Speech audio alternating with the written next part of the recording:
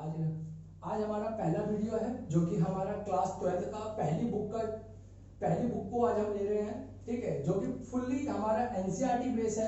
ध्यान रखना एक चीज, मैं आपको आज जो मैं आज क्लास 12 का जो एनसीईआरटी का जो पहली बुक है उसको जो कवर कर रहा हूं, इसमें मैं आज आपको सिर्फ इंट्रोडक्शन दे रहा हूं। इस इंट्रोडक्शन के माध्यम से आपको इन 9 के 9 चैप्टर को पढ़ने में कोई भी दिक्कत का सामना नहीं करना पड़ेगा। ठीक है, हमारे पास 9 के 9 चैप्टर मेंशन है, जिसमें पहला चैप्टर आपका है शीत युद्ध का दौर, दूसरा चैप्टर है आपका दो ध्रुवीयता का अंत, तीसरा चैप्टर है आपका अमेरिकी वचन, चौथा चैप्टर है आपका सत्ता के वैकल्पिक केंद्र, पांचवा है आपका समकालीन दक्षिण एशिया, छठा अंतरराष्ट्रीय संगठन, सातवां है आपका समकालीन विश्व में सुरक्षा और आठवां आपका पर्यावरण और प्राकृतिक संसाधन। ठीक है, हमारा आठवां चैप्टर है पर्यावरण और प्राकृतिक संसाधन। ठीक है, संसाधन। और 9वां चैप्टर है हमारा वैश्वीकरण। ठीक है, तो हम इसमें जो पढ़ेंगे, सबसे पहले यह ध्यान रखना, हम जो पढ़ेंगे चैप्टर पहला, ये पहला चैप्टर इस बाकी के 8 चैप्टर के लिए नींव का पत्थर है। यदि हमें इस पूरी बुक को अच्छे से पढ़ना है तो सबसे पहला जो चैप्टर है उसको हमें इतने अच्छे से पढ़ना पड़ेगा ताकि हमें किसी भी चैप्टर में कोई भी दिक्कत का सामना ना करना पड़े। ठीक है, पहले चैप्टर में हम पढ़ेंगे थोड़ा शीत युद्ध का अर्थ क्या है। ठीक है, शीत युद्ध का अर्थ क्या है, शीत युद्ध का अर्थ पढ़ेंगे हम, शीत युद्ध के दायरे पढ़ेंगे हम, इसमें गुट निरपेक्षता पढ़ेंगे। ठीक है, इसके साथ इसमें नई नव विश्व आर्थिक व्यवस्था पढ़ेंगे, आर्थिक व्यवस्था को पढ़ेंगे। ठीक है, सबसे पहले अभी जान लो कि शीत युद्ध है क्या। शीत युद्ध का जो दौर था वो चला था आपका 1945 के बाद। ठीक है, जब हमारा जो सेकेंड वर्ल्ड वॉर था वो खत्म हो गया था, उसके खत्म होने के बाद ही हमारे देश में क्या है, विश्व में, संसार में यूएसए वर्सेस यूएसएसआर, यूएसए और यूएसएसआर का,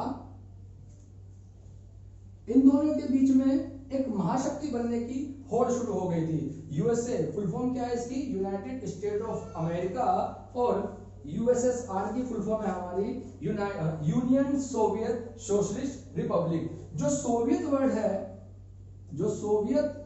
है, इस सोवियत का मतलब होता है किसान, मजदूर। ठीक है, किसान या मजदूर जो लेबर कास्ट के लिए है। ठीक है, इसके बाद इसमें हम पढ़ेंगे अपने शीत युद्ध के दायरे। शीत युद्ध के दायरों में आप पढ़ोगे क्यूबा मिसाइल संकट को पढ़ोगे, आप बर्लिन के बारे में पढ़ोगे।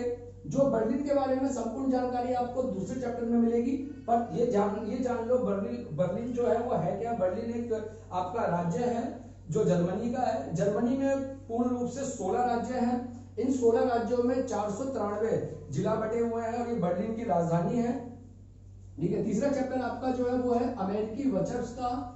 ठीक है, इसमें आप पढ़ोगे अमेरिका का वर्चस्व क्या है। वर्चस्व बोले तो उसका पूरे विश्व पर किस प्रकार का दबदबा है, सैन्य रूप से, आर्थिक रूप से, सामाजिक रूप से, सांस्कृतिक रूप से। ठीक है, साथ ही साथ जब आप ये चैप्टर पढ़ोगे दो ध्रुवीयता का अंत, जब आप दो ध्रुवीयता का अंत पढ़ोगे तो इसमें आप देखोगे कि पहले विश्व युद्ध में आपने देखा कि दोनों जो है यूएसए और यूएसएसआर, इन दोनों के बीच में बड़ी शक्ति, महाशक्ति बनने की होड़ थी। और दूसरे चैप्टर में आप जब देखोगे जब ये दो ही आपस में टकरा रहे हैं और इसमें से किसी एक का अंत हो जाएगा तो एक ही का तो बचेगा सिस्टम। जब एक का ही वर्चस्व बचेगा, इसीलिए वो अमेरिकी वर्चस्व कहलाएगा। दो ध्रुवीयता का अंत तब होगा जब यूएसएसआर का विघटन हो जाएगा और वो रशिया के नाम से डिनोट हो जाएगा। इसके बाद पढ़ोगे आप सत्ता के वैकल्पिक केंद्र। सत्ता के वैकल्पिक केंद्र में आप यूरोपियन यूनियन के बारे में पढ़ोगे। आप साथ ही साथ जो आपका आसियान है उसके बारे में पढ़ोगे। इसके बाद आपका जो समकालीन दक्षिण एशिया है, इसमें आप पढ़ोगे सार्क के बारे में, साफ्टा के बारे में, ये सब संगठन कैसे हैं। उसके बाद आपका छठा चैप्टर जो है जिसमें आप पढ़ोगे अंतरराष्ट्रीय संगठन, जिसमें आप यूएनओ के बारे में संपूर्ण जानकारी लोगे। यूएनओ के जितने भी अलग जो एजेंसियां संगठन है उसके बारे में पढ़ोगे, जैसे कि यूएनओ का सचिवालय है आपका, अंतरराष्ट्रीय न्यास है, अंतरराष्ट्रीय न्यायालय, उनके बारे में पढ़ोगे।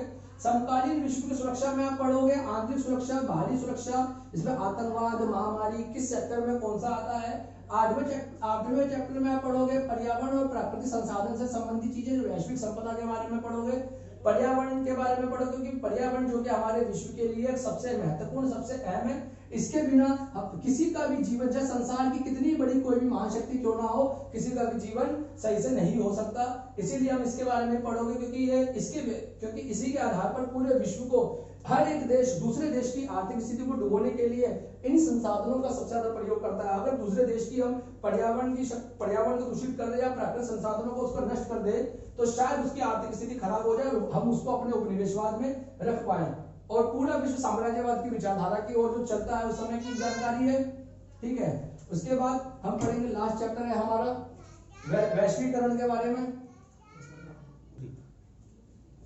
ठीक, तो 9वें चैप्टर में पढ़ेंगे हम वैश्वीकरण के बारे में। वैश्वीकरण जिसको हम कहेंगे ग्लोबलाइजेशन के बारे में। ठीक है, ये ग्लोबलाइजेशन है हमारा। ठीक है, इसको हम कहते हैं भूमंडलीयकरण। ठीक है, हम भूमंडलीकरण के बारे में पढ़ेंगे। जब हम इसके बारे में इंडिविजुअल हम अपनी अलग अलग एक वीडियो बनाएंगे, ठीक है, ताकि आपको इस किसी भी चैप्टर को पढ़ने में कोई भी दिक्कत ना हो।